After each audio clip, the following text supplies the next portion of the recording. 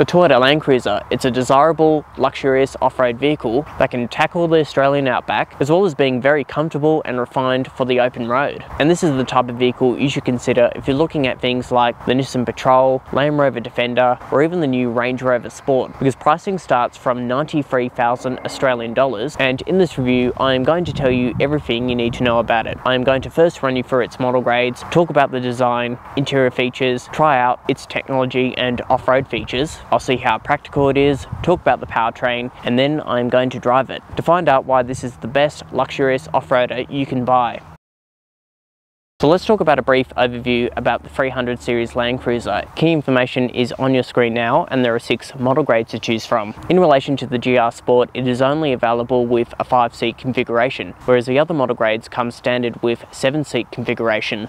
And in terms of options, there are 7 colours to choose from. Black and white are free of charge, and the others will set you back $695. You've also got 2 interior colours to choose from. It is available in just plain black or plain black with red accents, which looks pretty good in my opinion. And I'd like to mention I borrowed this GR Sport demonstrator from Southern Highland Toyota. They have lent me their demonstrator to film this video, and they have a professional sales team, along with stock arriving in the near future. So if you would like to get in contact with them on your next car purchase, I'll put a link in the description down below. Let's now talk about the design of the GR Sport Land Cruiser. So this example was finished in Merlot red. And moving on to key features, it has a bi-LED headlight system, along with progressive indicators, an adaptive high beam system, along with black plastic cladding on the bottom. Moving towards the side view of the GR Sport, it features matte black 18-inch alloy wheels wrapped in all-terrain tyres, along with matte black side steps and roof rails. And the GR Sport also gets gloss black mirrors, door handles, along with privacy glass on this rear quarter. And if we come across the rear design of the GR Land Cruiser,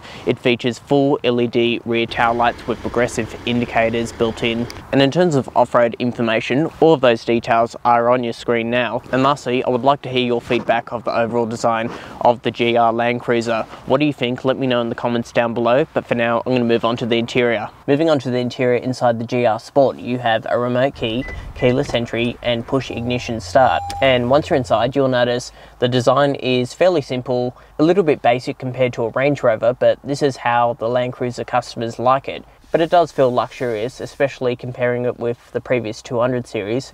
You have metal switches on the steering wheel, even metal switches along the center. You have a power sunroof, along with these grab handles on the A-pillars. And in terms of quality of materials, you have open pore wood grain on the steering wheel that is leather wrapped as well, the door handles, and even the center console. Moving on to comfort, the steering offers both electric tilt and reach adjustment, and the seats can also be controlled electronically. They also feature a memory function and driver's lumbar support.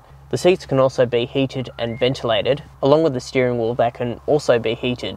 And moving on to infotainment, it all runs off this 9-inch display, and to use it you can either use the touchscreen, the physical buttons along here, and physical shortcut buttons on the steering wheel. You could also talk to the car using the voice command function. And using the system, this is your home screen layout. As you can see, you can slide that menu left and right. In terms of key features, you have inbuilt satellite navigation with 3D mapping. It also features MirrorCast smartphone mirroring, Apple CarPlay, and Android Auto. And for entertainment, you have AM, FM, and digital radio, and a 14-speaker JBL surround sound system. And for safety and assistance, you have a 360 view camera. Sorry about the beeping.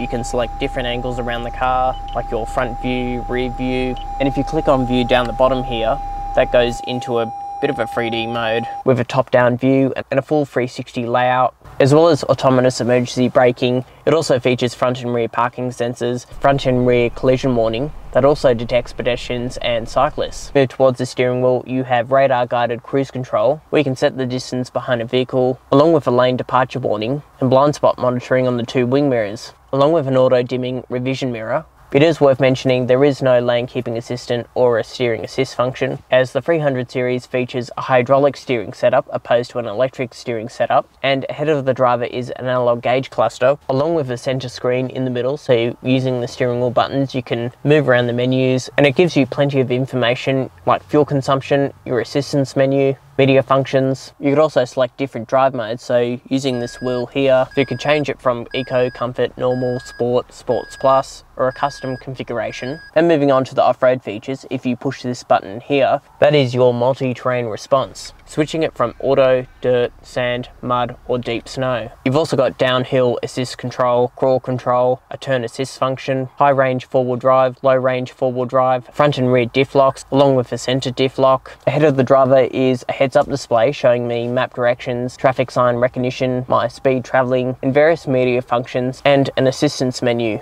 And lastly, moving on to practicality. So we'll start with the glove box. That's a pretty decent size. You have a sunglasses holder up the top here, along with decent door bins that could fit a litre of water. You've got a split opening cool box that is also a center console with this little storage tray in the center, and it goes down pretty deep, so you can store plenty of bottles. In the center, 2 cup holders, and on the right side it is adjustable with this little circular thing here. You also have a wireless phone charger in the center, and if I open up this storage tray, that reveals a 12-volt socket and a USB-C and a USB-A port. Let's now move on to the back seats inside the GR Land Cruiser. So I'm a full-size adult, I've got this front seat set in my driving position, and I've got good knee room, headroom, and these seats can also recline backwards and forwards. They are stadium style seating, so you sit a little bit higher up than what you would in the front row, so that means you have a clear view of what's ahead of you. It is worth mentioning toe room is a little bit squishy, and I think that's to do with the ladder frame design setup, as the Land Cruiser was built to go off-road. However, it isn't a big compromise at all. The second row is still very comfortable. These 2 outboard seats can also be heated and ventilated.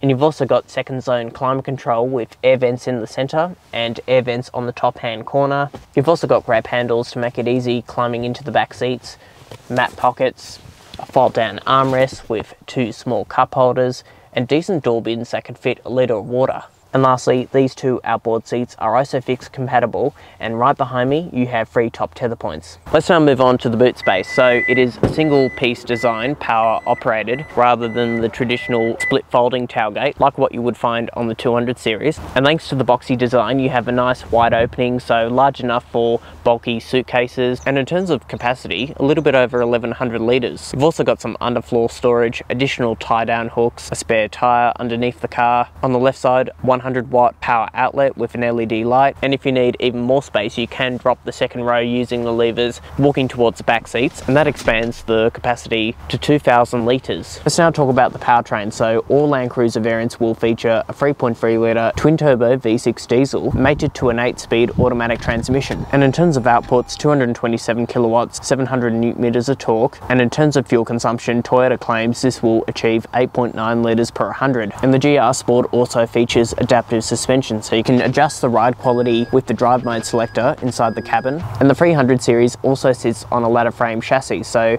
that enhances the durability for going off-road. And it also features Toyota's kinetic dynamic suspension system. So as you can see on the screen, it has electronically controlled front and rear sway bar links. For off-road, that helps with free wheel articulation, and on the road it helps with cornering and stability. So with the specifications out of the way, let's now take it for a drive and see how it performs. Okay, behind the wheel of the new Land Cruiser, so what is it like? Starting with parking. So first impressions, good all-round visibility, large wing mirrors, I can see what's over the bonnet, and you've also got the benefit of the 360-degree camera and the front and rear parking sensors, and that is easy to do. And if you have to maneuver this around a tight city, as you can see, the steering is nice and light considering it is a hydraulic setup. Very traditional steering setup opposed to electric steering, but as you can see, I'm moving it with one hand, so that is not a problem. And in terms of on-road comfort, it's very refined and smooth, as you can see with the camera footage, and the gearbox is nice and silky smooth. The GR Sport also features adaptive suspension, so you can change the drive modes and firm up the suspension if you're going around twisty corners so it doesn't roll around, as it's definitely a car you can take on long distance journeys and drive around in the city, so it is the best of both worlds. And in terms of power, if you put your foot down, as you can see, it is pretty responsive. In terms of its torque delivery, it does feel like a V8 engine, but you're getting better fuel consumption. Currently, I am averaging 12 litres per 100, which I think that's pretty good for a big 4x4. So those are my short driving impressions of the new GR Land Cruiser. Let's now wrap up this video with a verdict. So what are my final thoughts on the GR Sport Land Cruiser? I think it's the model that looks the best out of the LC300 range, and of course, being a Toyota, it'll be ultra reliable in the future. It is very luxurious inside and comes with good equipment features and off-road capability, and that is why this is one of the best luxury off-road vehicles you can buy. So I hope you enjoyed the film. Please give it a like, share and subscribe, and I will see you in the next video.